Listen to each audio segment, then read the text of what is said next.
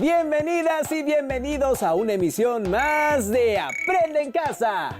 Esta sesión está dedicada a las alumnas y los alumnos de segundo grado de secundaria, específicamente a la asignatura de Historia. Antes de comenzar con el tema, les invitamos a colaborar en las actividades al interior de sus hogares y a realizar trabajo en equipo con su familia durante esta contingencia. Así como a relacionarse con empatía, tolerancia y paciencia con su familia, especialmente en este tiempo. Además, las y los invitamos a tener a la mano un lápiz y un cuaderno o una hoja para anotar las ideas principales que escuchen y las preguntas que les puedan surgir a lo largo de la sesión y a que posteriormente las integren a su carpeta de experiencias. Tengan presente que al regresar a clases presentarán esta carpeta a su maestra o maestro y a sus compañeras y compañeros. En esta sesión abordarán el tema de las reformas borbónicas. El propósito es que identifiquen el espacio de las reformas borbónicas en las instituciones de la Nueva España. Cabe destacar que durante la segunda mitad del siglo XVIII, en España y todos sus reinos, incluida la Nueva España, se dieron cambios significativos conocidos como reformas borbónicas. Esos cambios difícilmente se entenderían sin tener en cuenta diversos acontecimientos. Así es, el primer acontecimiento fue el cambio de dinastía en España, cuando los Habsburgo concluyeron su gobierno y lo tomaron los Borbones. El segundo acontecimiento fue el surgimiento de la Ilustración y sus consecuencias en los ámbitos de la política, la economía y la cultura. ¿Cuál era la diferencia entre los Habsburgo y los Borbones? Para responder esta pregunta, es preciso regresar un poco en el tiempo, cuando Carlos I de España, V de Alemania, hijo de Juana la Loca y de Felipe el Hermoso, gobernó España de 1516 a 1556. Con él, en España, inició el reinado de la familia de los Habsburgo, cuyos miembros desde la Edad Media habían sido los emperadores del Sacro Imperio Romano Germánico. Los primeros monarcas de esta familia implementaron en España y en todos sus reinos el absolutismo, que es una forma de gobierno en la que el monarca es el eje de todo el poder público. Esto implicó la ausencia de una constitución o de leyes a la que el rey se tuviera que sujetar en su gobierno. Durante los casi 2 siglos en los que los Habsburgo permanecieron en España, la norma fue la voluntad del monarca en turno, y esta se expresaba mediante cédulas y ordenanzas reales. Esto originó cierto desorden en el gobierno, ya que con frecuencia se presentaban contradicciones entre lo establecido en uno de estos documentos y lo estipulado en otro. En noviembre de 1700 murió Carlos II, el hechizado, quien era llamado así porque, según diversas fuentes históricas, este monarca tenía una salud precaria, corta inteligencia y esterilidad que se le adjudicaban a la hechicería. Debido a que el rey Carlos II no tuvo hijos, el trono español se quedó sin príncipe heredero y, según su propio testamento, debía ocuparlo Felipe de Anjou, nieto del rey Luis XIV de Francia, quien con el nombre de Felipe V ascendió al trono de España en el mismo mes de noviembre del año de 1700. La llegada de Felipe V al trono español significó el fin de la dinastía de los Habsburgo y la llegada de la Casa de los Borbón. Este acontecimiento también representó una serie de cambios, puesto que puso en práctica acciones nunca antes realizadas en la corona española, ya que Francia se caracterizaba por tener una mayor apertura que aquella que España había mostrado durante el reinado de los Habsburgo. Para saber un poco más sobre este tema, los y las invitamos a ver el siguiente video. Iniciaba el siglo XVIII cuando en España murió sin descendencia Carlos II, convirtiéndose así en el último rey de la casa de los Habsburgo. Cuando era pequeño, sus padres, los miembros de la corte y el pueblo pensaban que no sobreviviría debido a su precaria salud. Sin embargo, contra todos los pronósticos, vivió para ser coronado rey de España. El hechizado, como era conocido en España, no pudo procrear hijos para asegurar un heredero de la corona. Tras su muerte, ascendió al trono Felipe V de la Casa de Borbón, sobrino de Carlos II y del monarca francés Luis XIV.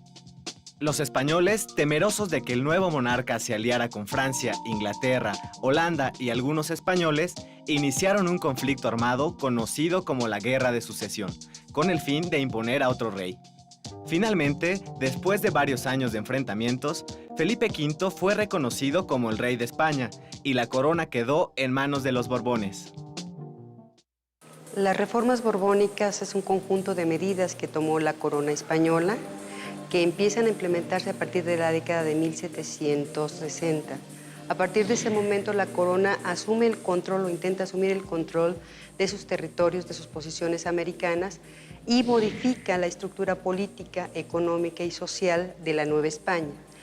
Esta serie de medidas tenían como objetivo fundamental recuperar el control político de la capital española y al mismo tiempo de la Nueva España. Por otra parte, buscaban obtener el mayor beneficio posible a través de la recolección de una mayor cantidad de impuestos. Para ello se realizaron una serie de leyes que modificaron la relación con el clero. Por ejemplo, en relación con la Iglesia, la expulsión de los jesuitas en 1767 muestra el punto más importante del control que va a tener la corona española sobre la Iglesia. Otra de las medidas más importantes tiene que ver con la consolidación de vales reales, que a partir de 1804 va a significar el control de las propiedades y de los recursos de la Iglesia.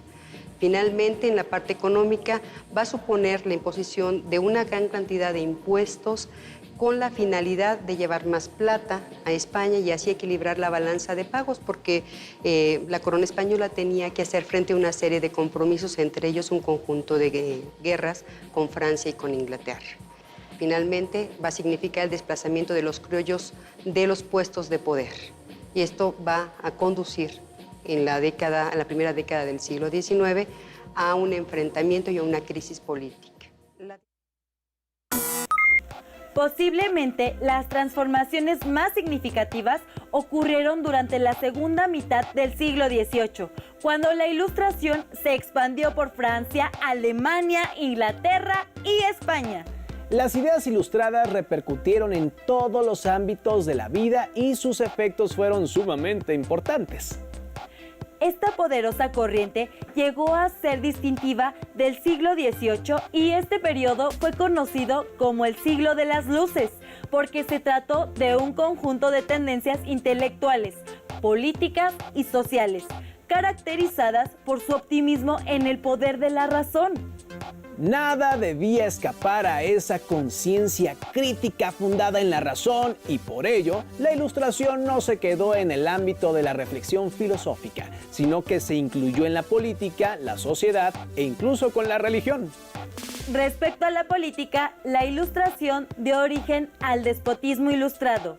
En las clases dirigentes surgió un ánimo ilustrado y racional que trajo reformas que buscaron la modernización de la economía, siempre bajo la mirada paternalista y autoritaria del rey. La consideración hacia el pueblo se hizo patente, pero nunca permitió que éste interviniera en los asuntos públicos. Fue así que se acuñó la frase "todo para el pueblo, pero sin el pueblo". ¿Cómo fue que las reformas borbónicas se aplicaron en la Nueva España? Para ahondar en este tema, acompáñenos a ver el siguiente video.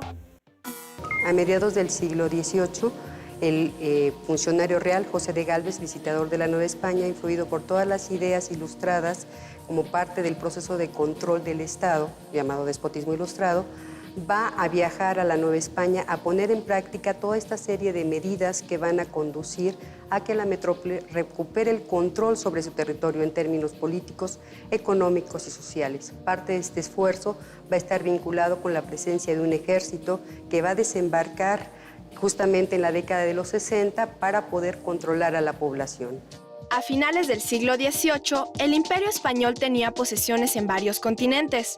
Sus dominios americanos se extendían desde Nueva España hasta el Virreinato del Río de la Plata, ocupando varias islas del Caribe. En Asia, la corona poseía el archipiélago de las Filipinas. Durante todo el siglo XVII, la dinastía de los Austria dejaron o permitieron que en las colonias se desarrollaran intereses particulares. No permitían que la corona recibiera los suficientes beneficios de su posesión, en este caso de la joya más preciada que era la Nueva España.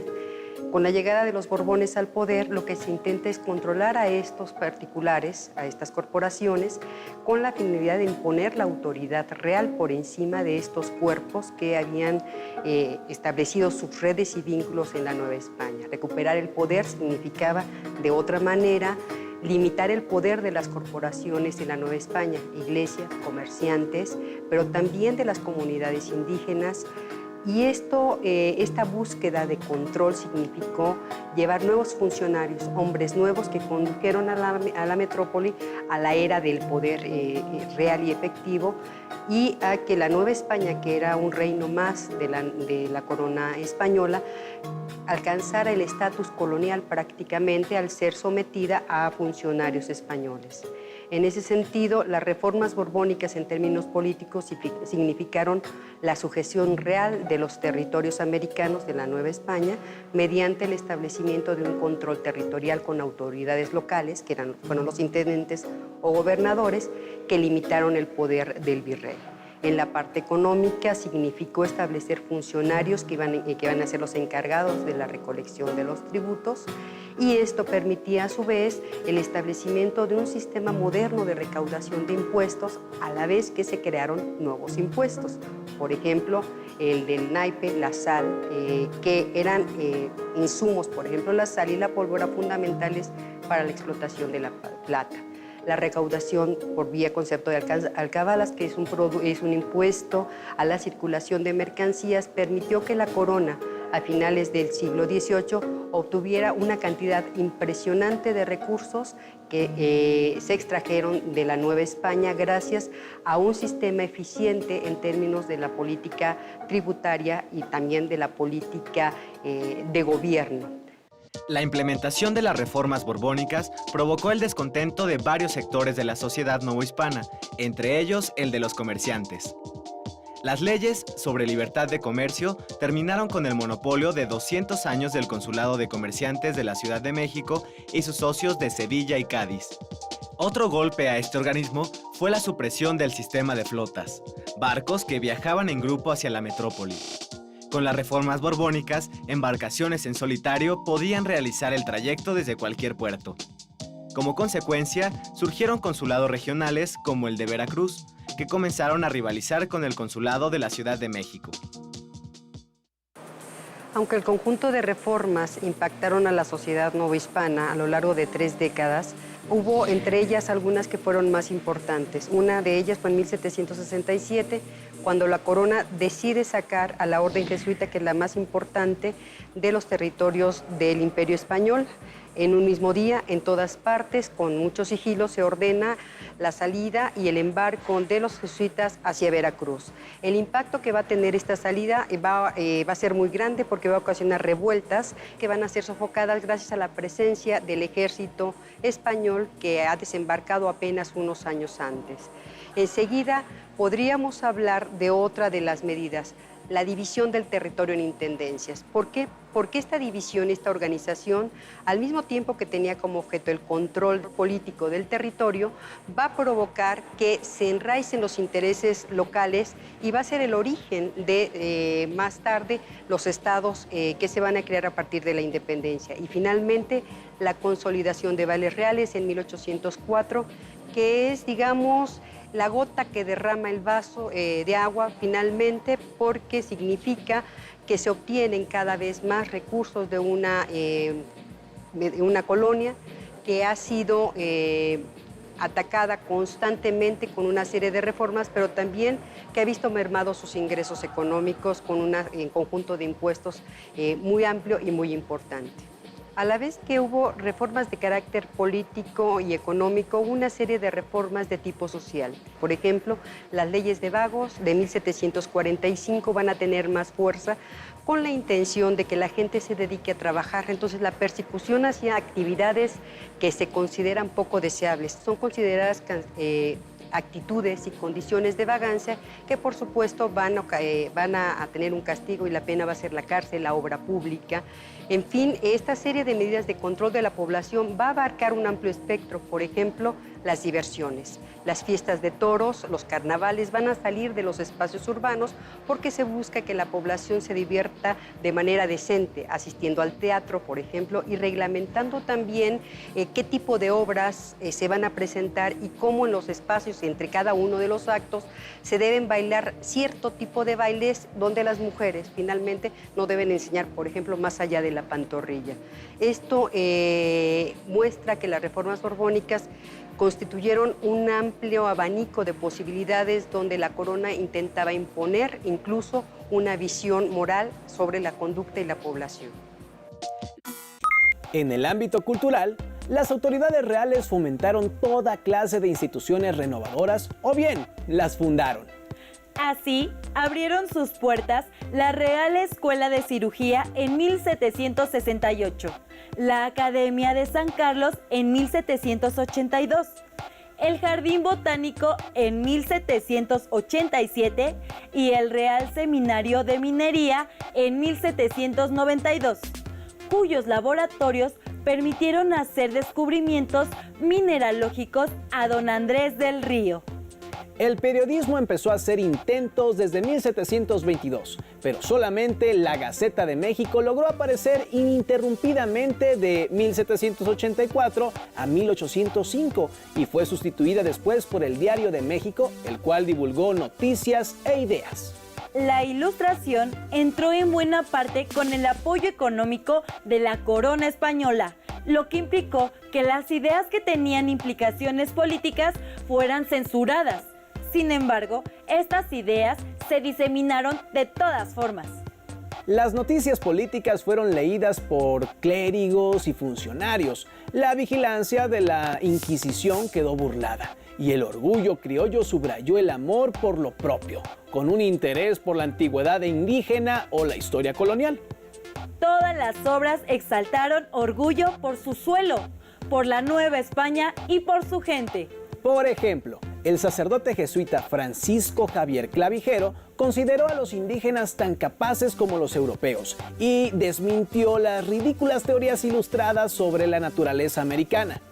¿De qué otras maneras impactaron las reformas borbónicas en la Nueva España?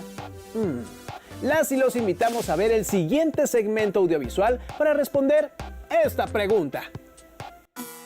Los Borbones llevaron a cabo una reorganización administrativa y territorial de Nueva España. Al dividir el territorio en intendencias, buscaron tener mayor control sobre la colonia y, al mismo tiempo, restar poder al virrey, implantando la figura del intendente.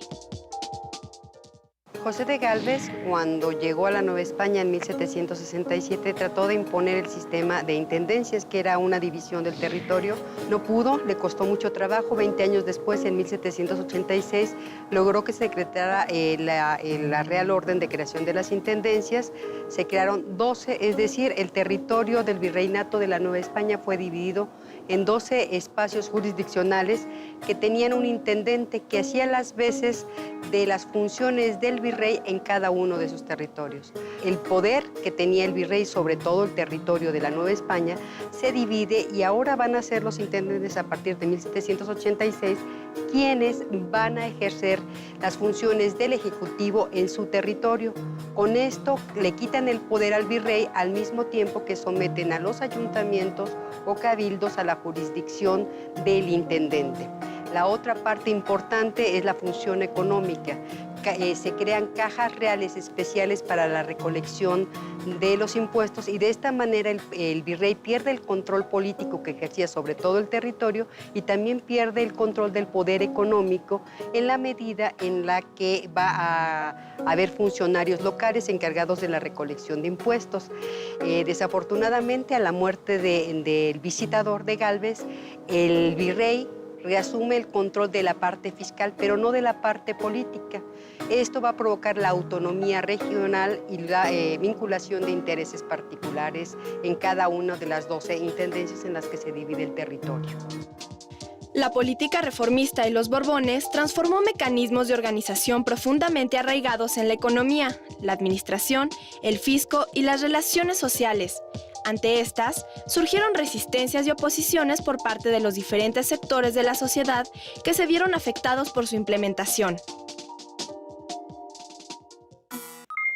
Recuerden que los criollos eran aquellos que nacieron en la Nueva España de padres españoles. Mientras que los peninsulares eran los españoles que nacieron en la península ibérica, es decir, en España, y que iban a trabajar a la Nueva España.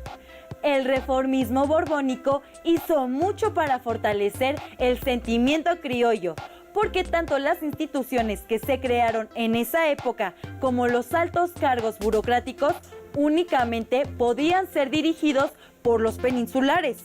Por lo cual, los criollos se molestaron, ya que a ellos solamente se les daban oficios de ayudantes. 1808 y 1809 fueron los últimos años borbónicos y fueron difíciles, pues el virreinato perdió su solvencia económica y además hubo sequías, lo que provocó el descontento social.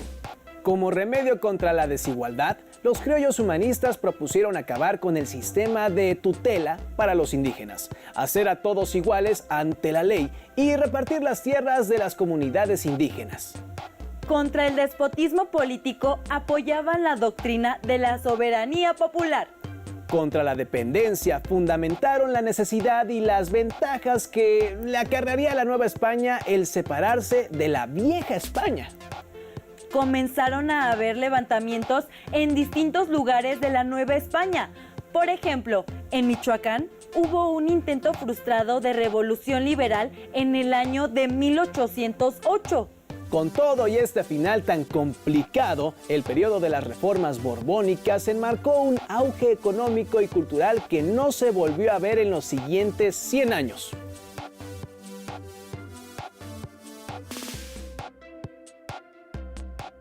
Ahora realicen la siguiente actividad. Copien los cuadros que aparecen en pantalla.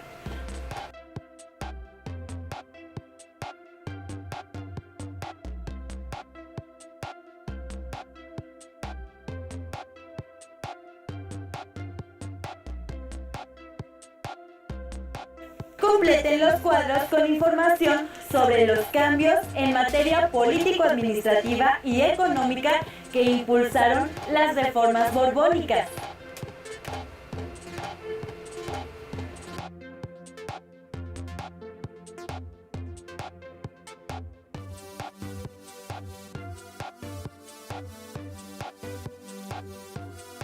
Y finalmente, integren su documento y sus notas a su carpeta de experiencias. Si tienen la oportunidad de leer el libro La Nueva España de Antonio Rubial, podrán conocer más sobre las reformas borbónicas. Les sugerimos invitar a su familia a comentar sobre este tema y a compartir sus inquietudes. Además, les recordamos que ante esta contingencia es importante crear relaciones empáticas con su familia, considerando la paciencia y la tolerancia. Con esto llegamos al final de esta sesión, pero los y las invitamos a continuar con la programación de Aprende en Casa. ¡Hasta la próxima!